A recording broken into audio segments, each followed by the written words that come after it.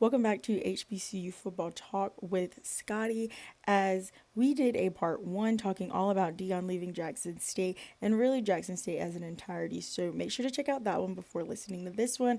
And go ahead and give this video a thumbs up or a thumbs down because it's your thumb. And let's go ahead and get into it.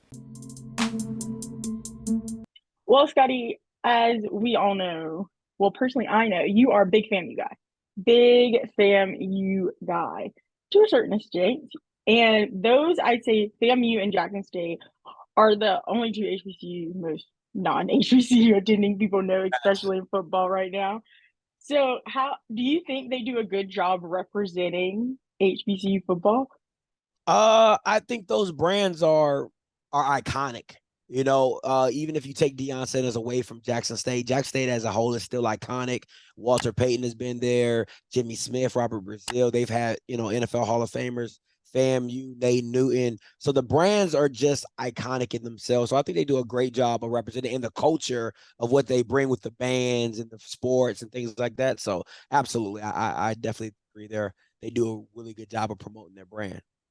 Very much so. And then especially with since they kind of know they're kind of at the top, they are willing to look and kind of like reach their hand and like be like, oh, here's this school and here's this school, and we're going here to showcase how we can supplement it. Now, I did have my issues with Jackson State on College Game Day because to me, it felt like they were kind of trying to do the regular College Game Day and not an actual HB because we all know in HBCU football, the football game is the least important thing. Like it is the least important thing that is going on Saturday. Like we got to be honest. Oh man, it's crazy because when I first came into this space, I didn't really understand that. I'm a football guy. Like the band means nothing to me. Like I don't care about the band at all. You know what I'm saying? So trying to learn the space, they're like, Scotty, you got to respect the band. I'm like, don't nobody on a drum score a touchdown. Don't nobody beating a cymbal, throw a pass. I don't care. I'm there for the football game. But when you're in this space, you have to understand that for a long time, when the football wasn't good, the bands were the one bringing people into the stands. They were the one holding it down for the culture and for the school. So they get just as much respect, or even more than the football teams do. Like even on that College Game Day episode, like Pat McAfee mentioned, he went to the Battle of the Bands or whatever their version they have against Southern that week, but they didn't show it. And I'm like, you guys, that would have been a perfect like you don't have to show the whole hour showcase, but you could have showed 5 minutes of it. Instead, y'all had like the little clips of the Divine Nines like performing, which was great. But you're not the purpose of them going there was to show HBCUs and what they represent. And I feel like they did it, but they could have did it better.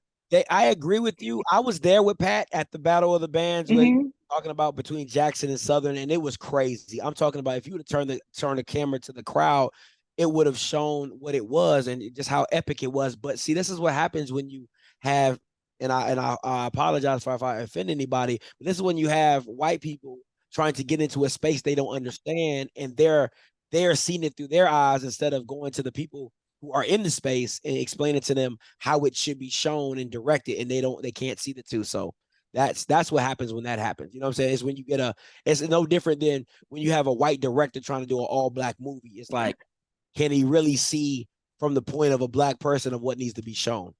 Yes, if Soul Food was made by Quentin Tarantino, it would not be the same. But I mean, I do appreciate how they even this season alone, like outside of HBCU, they decided to go outside of just going to Clemson and Ohio State and those schools to give more love to not only HBCUs but kind of the FCS in general. Because even with them having such big players come out the past few years, I do appreciate them going there, but they needed a little help. If you could have suggested like a few things, what would you have suggested? Definitely a step show. Like maybe recording a step show or having a step show. But see, this is the thing that people don't miss. A lot of a lot of college game day stuff, they record, maybe a Mm-hmm. day or two before talking about the game. They didn't do that about this game. They didn't break down Wow. the history of the Boombox Classic and showing old clips of Bryant Lee and Robert Kent and all these old quarterbacks and how long this rivalry has been going on and how impactful it is, because the Boombox Classic is named after the bands. You have the Sonic Boom from Jackson State, and you have the Human Jukebox from Southern, and that's how you get the Boombox Classic. So, not really showing that history and understanding it, I think they did a disservice to the people who were getting exposed to it. You know what I'm saying? Because it's no different than, when they show Ohio State and Michigan. What do they always do? They showed all the old games, all the old clips, all the old touchdowns, and Zeke running crazy and Shoelace and all these old players. But they didn't do that for this, and it really disappointed me when I went back and watched it on television, because I was live at the event, in the pit, as they call it. So, but when I went back and watched it, I was really disappointed about the lack of history that they showed from the game and trying to teach people what it was about. Especially since College Gameday is known for like their storytelling and like making people like want to cry because they donated, some kid got a day in the life for him having cancer and stuff like that. So that's really interesting how they didn't do that. I didn't know that. Now, personally, I did not watch it because I had other things to do. It was game day here, but I rewatched it on the internet and still was able to. But yeah, that's so interesting. Do you have any ideas why they did that? I'll say twofold. The SWAC, which is the Southwest Athletic Conference, for people who don't know, is doesn't have the best time of archiving. Can I say, like the SEC network they do a good job of keeping their history alive. The SWAC doesn't really do a great job of archiving and keeping the history at the forefront, and it's usually passed down by word of mouth, of your grandparents. If my dad had went to the SWAC, he telling me the stories, and then I know the stories, and I'm telling my son the stories or my daughter the stories. That's really how the SWAC gets down. The archiving isn't really the best, to where you could just go to a certain website and watch old games or watch old clips of Steve McNair and Walter Payton and Jimmy Smith and some of the SWAC legends. So I think that's one thing they need to do a better job of. And two, listen, man, it was about Deion Sanders. It was about Deion Sanders at Jackson State. That's what it was all about, and that's what they showed the focus on, and it is what it is. I said they got the recognition. I think now, after him being there for 3-4 years or however long it's been, the newness is starting to wear off a little bit, and which is good and bad, I guess, for some reasons. But with Deion Sanders, you're gonna get the show, no matter if it's a Tuesday afternoon or a Saturday at prime time. You're gonna get the show, and you just gotta deal with it how you get it. Absolutely. I love how you said that you are going to get the show. It's always a show when Deion's involved, I promise you. HBCU, they've had a lot of games, like they came and played their regular money games, as they call it, in the FBS this year, but a lot have played like actual games that meant something, as FAMU came to Chapel Hill this year. And did I show up solely for the band? Absolutely. Was I mad when our band went on the field? Absolutely. Oh man, But that game was good though. It was a good game. It really was. And that's what I'm saying. Like, even though they literally had like 7 people were eligible to play that football game, they went on primetime television and they showcased what they could do. And I think that having more of these, obviously, yes, they are getting a fat check at the end of the day, no matter the score of this game. But people actually wanting to have them there. Now, again, I'm not saying Alabama State and Alabama need to play each other, because that's not going to go good for anyone. But who knows? Alabama can actually booty crack this season.